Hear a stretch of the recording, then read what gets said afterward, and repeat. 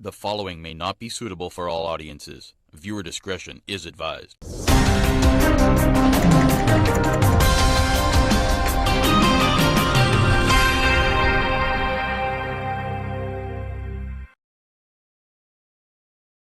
Citizens protest alleged extrajudicial homicides by the TTPS. Enraged over the police-involved homicides of 3 men over the weekend, dozens of people from Sea Lots, Beetham Gardens and Port of Spain yesterday staged one of the largest coordinated protests against police since June 2020. The protests led to a major traffic gridlock going into the capital and surrounding areas, with some terrified motorists even attempting to turn around along the one-way roadway to avoid the traffic nightmare.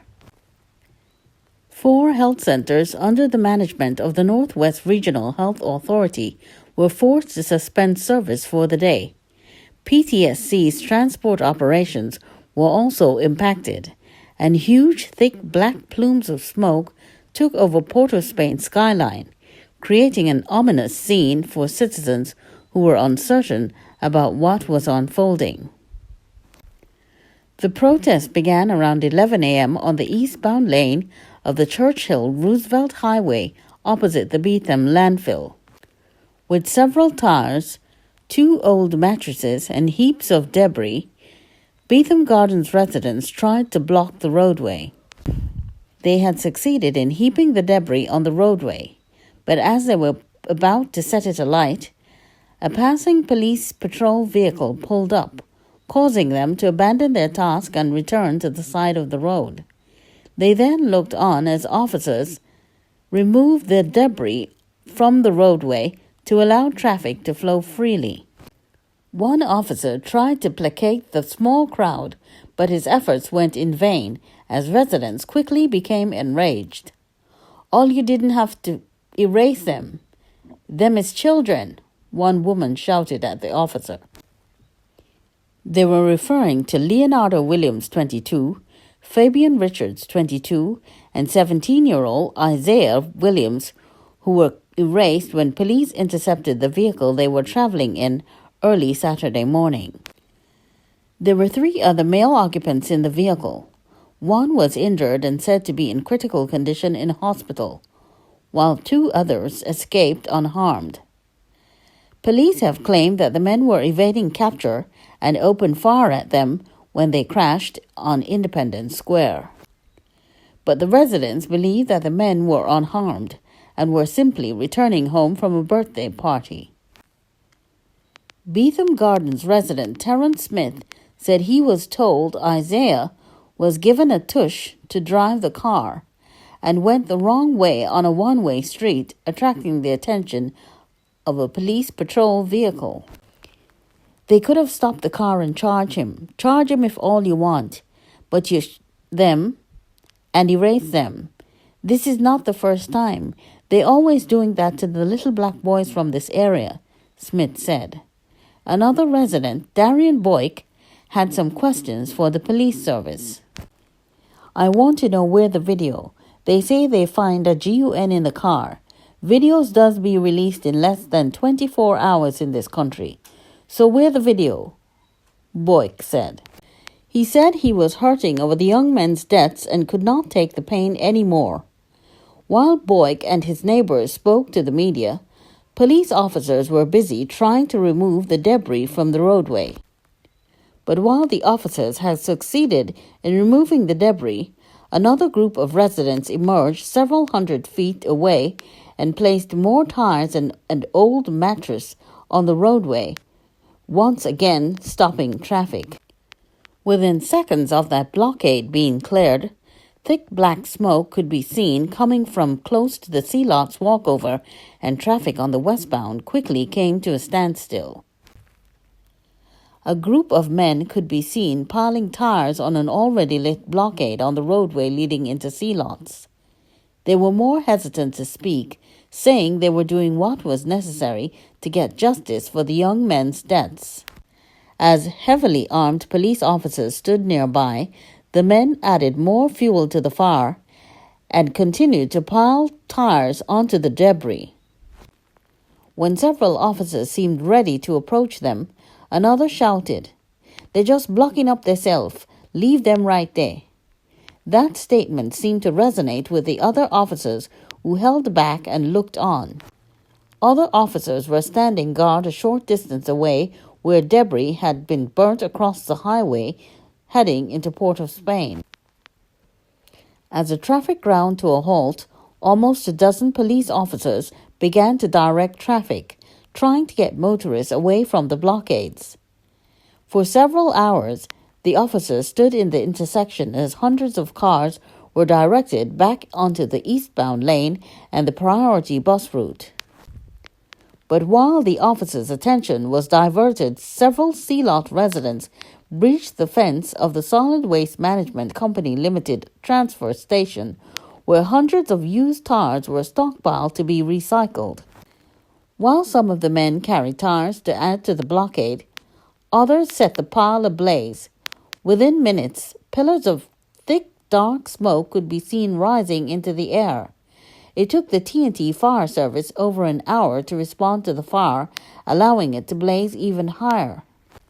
As the police looked on, some of the residents tried to breach the gate to the facility to get more tires, but a verbal confrontation with some officers made them retreat. By 12:50, both lanes of the highway were clear, and officers on the scene said motorists were being turned back at the Barataria overpass and being advised to avoid trying to enter the capital city. All the while, the Sealot's residents kept the fires in the streets burning and constantly added fuel and more tires to the blaze. Around 1:06 p.m., a truckload of officers from the T&T regiment arrived. Dressed in full riot gear, the soldiers stood looking on.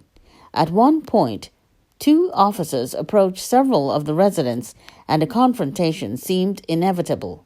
But the residents returned to one side of the blaze and the soldiers to the other. Prime Minister Dr. Keith Rowley, who is out of the country attending the 43rd regular meeting of the Conference of Heads of Government of CARICOM in Suriname, said that he was aware of the anti-police protests taking place at home. However, the Prime Minister said there was an acting Prime Minister appointed in his absence. There is an acting Prime Minister and a fully functioning cabinet that can answer all these questions, whilst I'm away dealing with other matters of public interest, the Prime Minister said.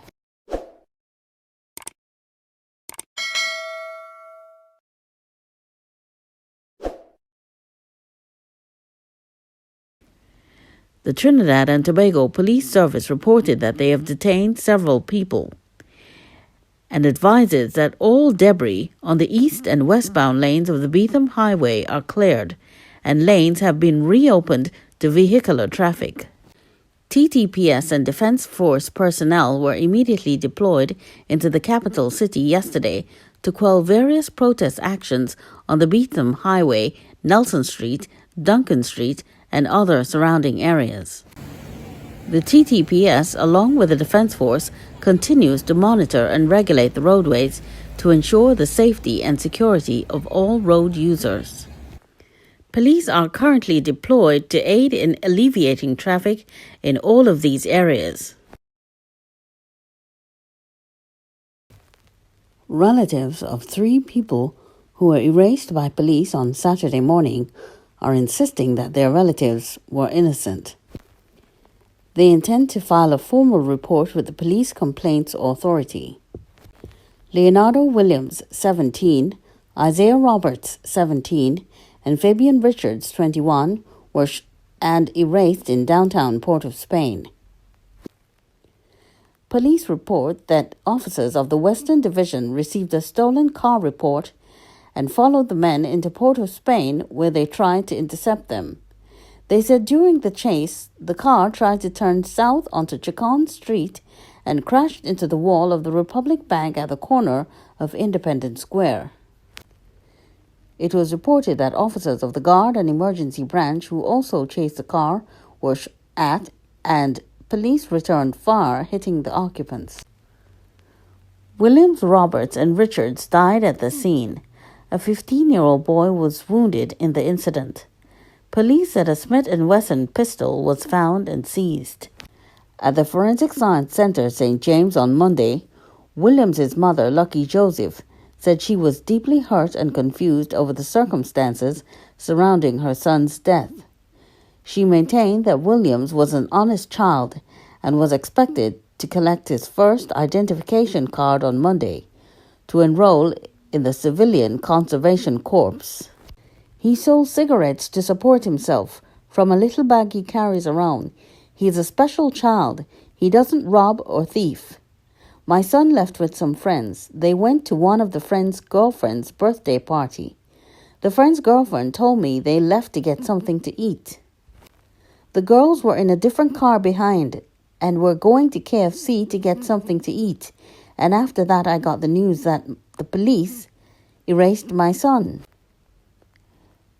They saw the police following them. I don't know if they panicked or what happened, but all we heard was that the police began at them from by the lighthouse, because you'll hear different stories, and they got them between two police jeeps behind.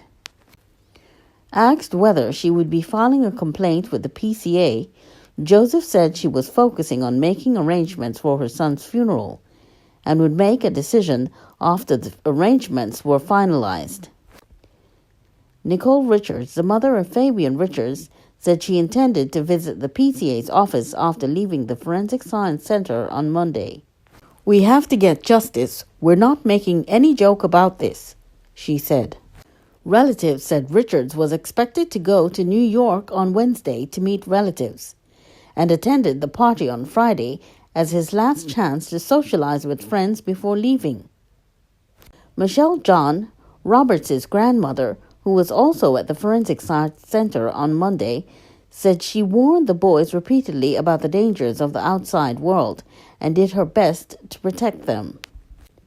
She said Roberts and his friends were in the habit of calling her whenever they got to their destination and when they were on their way back home, but her suspicions were aroused when she did not get a call from them on Saturday morning.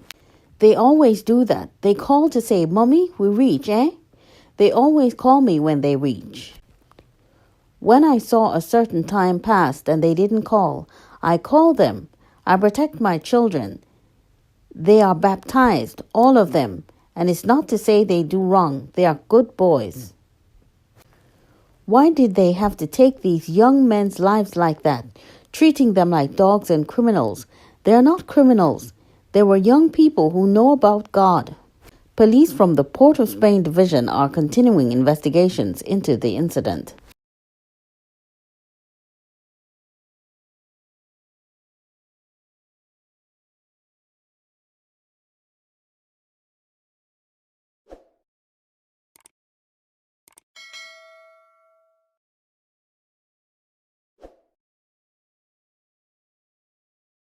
Elderly man erased by relative. An 84-year-old Aruca man was bludgeoned by a relative at his home on Saturday morning. Police said Evans Henry was at his Spring Road, Five Rivers home at 11:15 a.m. when the relative began throwing stones at the house, damaging several windows. The relative used a hammer to force his way into Henry's home before bludgeoning him. The relative, police said, later pulled Henry into the front yard and kicked him repeatedly before running away. Neighbors who heard the commotion called the police. Officers of the Aruca CID visited the area with a district medical officer who declared Henry dead and ordered his body to be taken to the Forensic Science Center for an autopsy. Police seized a claw hammer at the scene.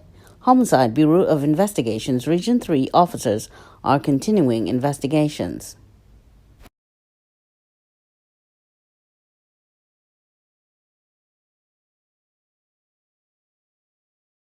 Chinese national arrested for possession of ammunition.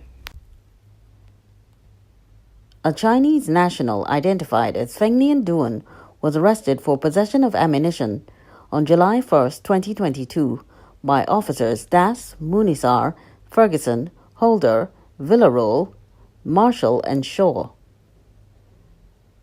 Supervised by Sergeant Belliam and coordinated by Inspector Barath.